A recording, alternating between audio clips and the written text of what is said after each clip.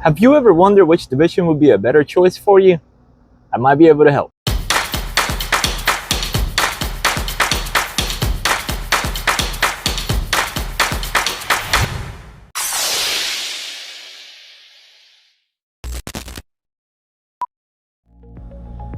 One of the benefits of working under a corporate umbrella is the work that happens in the background for you. There's things that I do not have to think of or worry about, but nevertheless are still happening for me. An example of such work is the metrics that I'm going to use to have this discussion. I'm going to be pulling information from the bonus sheet that I can find on the driver login. This data was recorded on the first day of July, so this is going to be information for the first 6 months of the year. I'd like to point out the line that says miles and the gross. So let's use these numbers to calculate my per mile rate. If I take my gross revenue so far for the year and divide it by my total miles driven, then we'll get a per mile rate.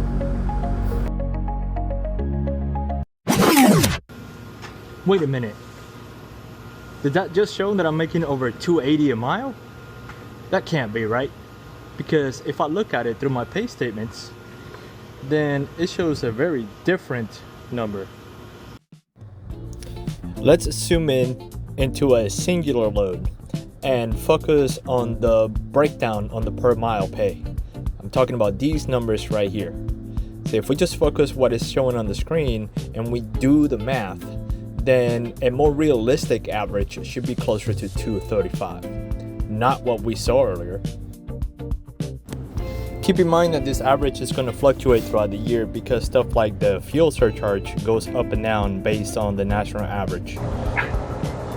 So how do I explain the difference in between those two numbers? Well, there was 2 times this year where I did some percentage work for 2 weeks at a time.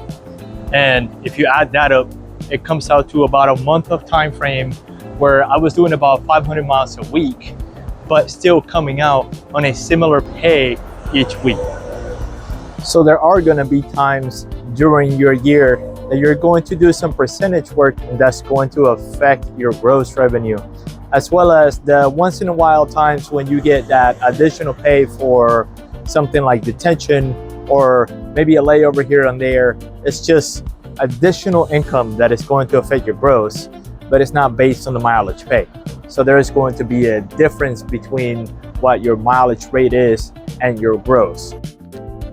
I'm currently estimating about a 15% discrepancy between my mileage pay and my gross based on all of the additional pay I've gotten throughout the year on incidentals. And when I do that calculation, you can see how those numbers start getting close to each other. All I have done so far is attempt to stay ahead of the comment section because I know a few of you are going to be familiar with the mileage pay here and are going to be confused on how I got those kinds of numbers. But let's shift gears. Let's focus on a different set of numbers. Instead of looking at the per mile, let's look at a daily rate. In my calendar, I keep track of any and all days that I do not spend in the truck. So let's focus on how many days I was available to work instead of mileage. The first half of 2026 had 181 days, and according to my calendar, I did not work 61 of those days, which puts me available for 120 days. So if we take my gross of 130 and divide it by the 120 days that I was available to work, this is what the result is.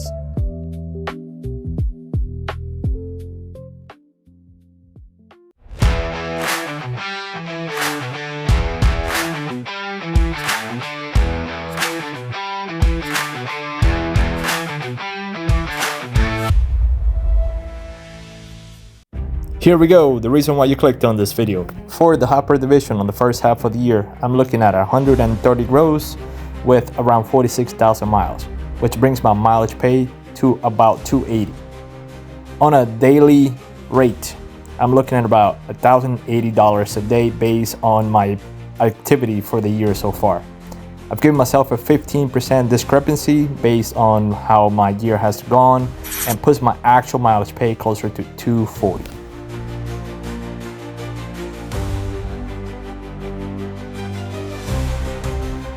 Let's look now at the dump division. Based on the information I was able to gather from the driver I spoke to, he's sitting at 161,000 gross with around 64,000 miles. That put him at around $250 per mile, and his daily rate is closer to $1,060 a day.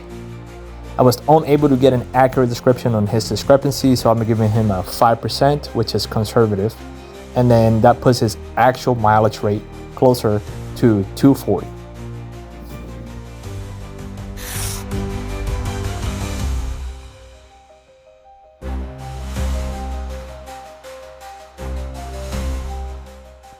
Moving on to the pneumatic division, and based on the numbers I was able to gather, we're looking at 149,000 gross with 44,000 miles.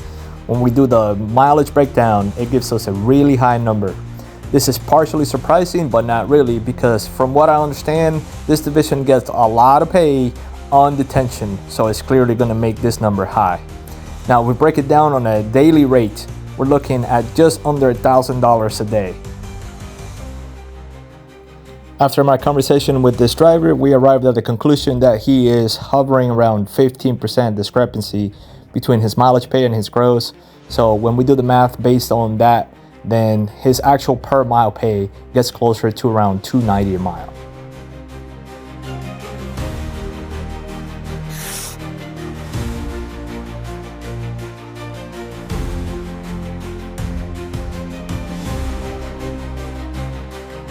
There is one more division to discuss, which is going to be vac tank.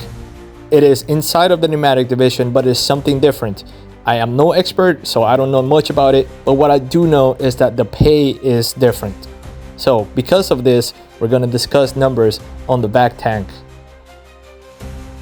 Based on the information I gathered from the driver, we're looking at 163,000 in about 61,000 miles, which brings his mileage pay close to 270.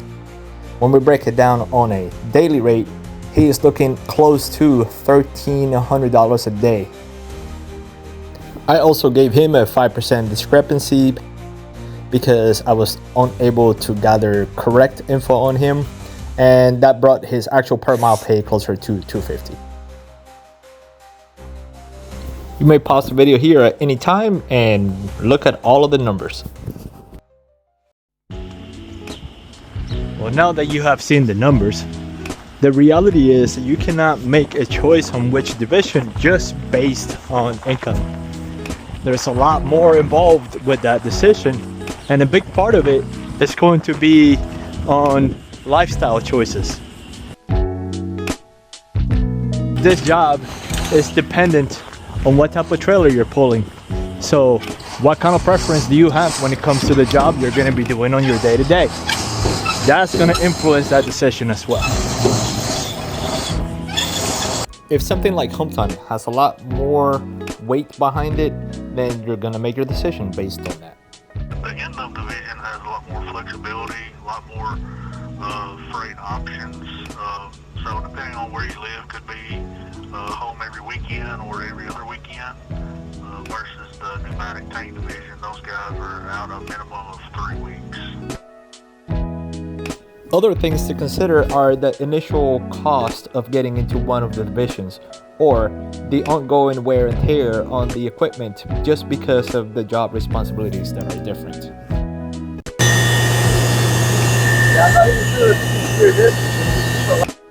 Yeah, did you get any of that? Because that's what the job is when you do pneumatic tank.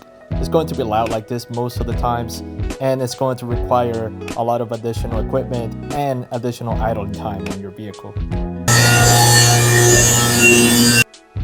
Are you okay with 40 feet up in the air for sometimes up to an hour just trying to get your trailer unloaded?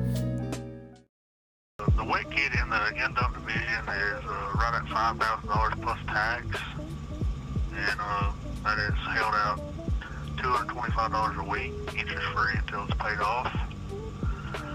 And then the blower for the pneumatic is $14,750 plus tax, with a down payment of $2,500 and then $250 a week until it's paid off. A couple of things to mention. In my experience in the hopper division, I have found myself driving a lot more during the dark hours now than I have ever done in my career in the past. And there's also the occasional trouble where not every truck wash in the country is going to do hopper washouts. So there's times where you just have to go out of the beaten path or just get creative.